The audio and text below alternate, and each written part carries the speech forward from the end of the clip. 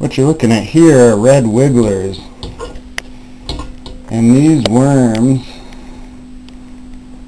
are like the King Kong of vermiculture, the growing of worms for the purpose of improving soil. Got about a half a pound here, and what I'm going to do with these guys, I'm going to put them in gardens, in the compost. I got some vermiculture beds under my rabbit hutches, but I'm going to strain out all the dirt first. There were some very small little red dirt mites which aid in decomposition, but I didn't want an imbalance because there was a ton of them in my garden. They're in this dirt here, so I'm going to try and separate that from the worms. But that's another message for you. Don't get plants from Home Depot or anything you're going to introduce into your closed environment without really inspecting it thoroughly. I've gotten spider mites and all sorts of things. So check anything you buy for any type of parasites you don't want, and red wigglers, get some. Grow them.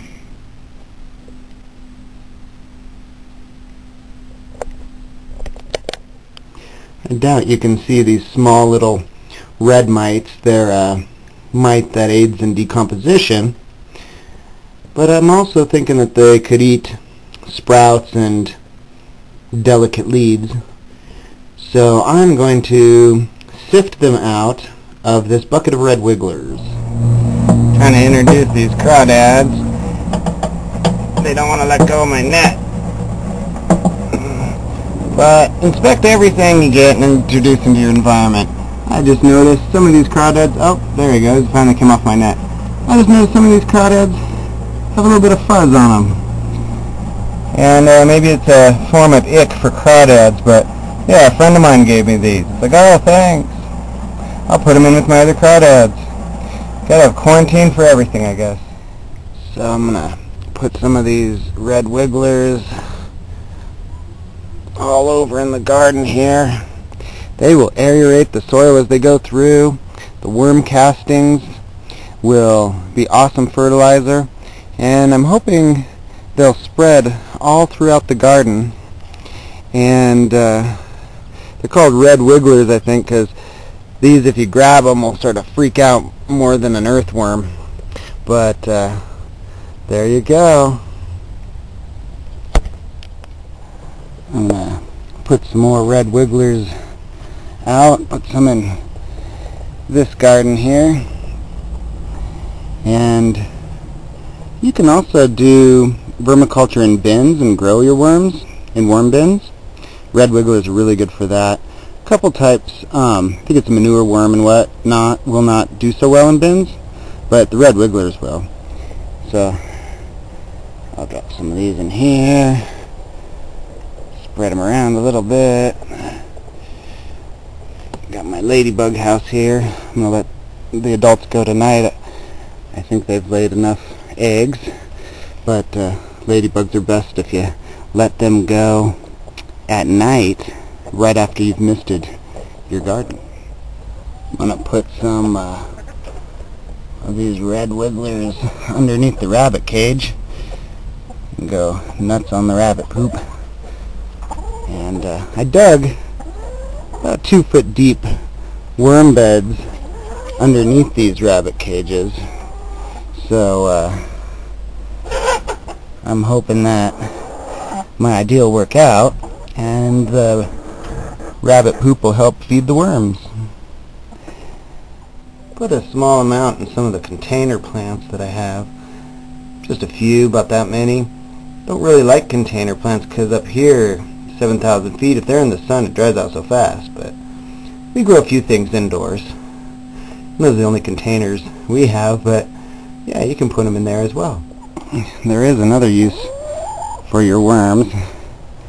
Ow. Chickens love worms. So, you can feed them to your chickens, but ouch. I want them to go in the gardens and the... Man, get that last worm. Get that worm, Red. Thank you. But, yeah, chickens will eat them. I'm going to put them in the garden in the compost. Here we are at the compost pile. It's all fenced in. I think that's important if you have animals around. Have it all fenced in. I'm going to put just a bunch of the red wigglers in there. And they should love it in here. But you can put all sorts of things in your compost. We put hair and the eggshells from the chickens. You can feed the eggshells to your chickens. We give them oyster shells, so they'll get their calcium and whatnot from that. But pretty much put any organic matter in the compost. Anything, that your chickens won't eat. We don't put meat or dog poop in there. We actually put those somewhere else. I'll show you.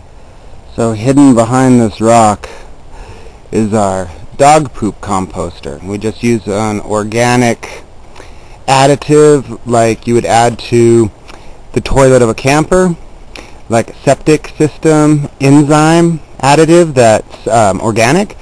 And no, I'm not going to put any red wigglers in there. I was just showing it to you since I mentioned it. So you can compost your dog poop that way. Don't put it in your compost pile. And no meat. I'm going to put some red wigglers around here, and maybe I'll show you where we put our meat scraps. That's Heckle. Heckle the raven. He's shy, but he eats our meat scraps. Alright, some more red wigglers in the greenhouse. They should like it in here. Our diurnal temperature is pretty extreme, the difference between the highs and lows here, and this greenhouse is pretty constant, so they should have a good time. After I put these worms around, I'll just wet things down a little bit, make sure they'll do okay. This is a garden we just started, and we hadn't grown here before because it's the worst soil on our whole property. But I'm going to put some red wigglers around. Another thing that they do is they will break apart soil that's really hard and clumpy and really kind of amend the soil. So lots of reasons to use the red wigglers. Out here in the alfalfa field, I'm going to add some red wigglers to here. This is the only real monoculture thing we do, all alfalfa, one thing out here, because it comes back so nice each year. Really, we like to plant things together though, tall things with vining things, with the creeping things like zucchini and whatnot, and they'll kind of grow together real well. When you grow just one thing, it can really leach the soil. You want to swap it out at some point for some nitrogen fixing plants. But hopefully the red wigglers will help that aspect of this just alfalfa field. I'm putting quite a few in this cold frame. My thought about putting them in this cold frame is that it's really sealed up, and so I could always harvest some worms out of this box. Now if I was to do worms in bins, do vermiculture in bins, I would think that to me that's kind of like monoculture, just growing one thing. I'd rather have a real organic interaction of the worms with, get off of there, the worms with the plants, and being a part of the whole ecology of everything. So that's my thought on vermiculture. Go ahead and grow them in some sort of a raised bed or enclosed thing. Get the benefits of them, and you can always dig them out.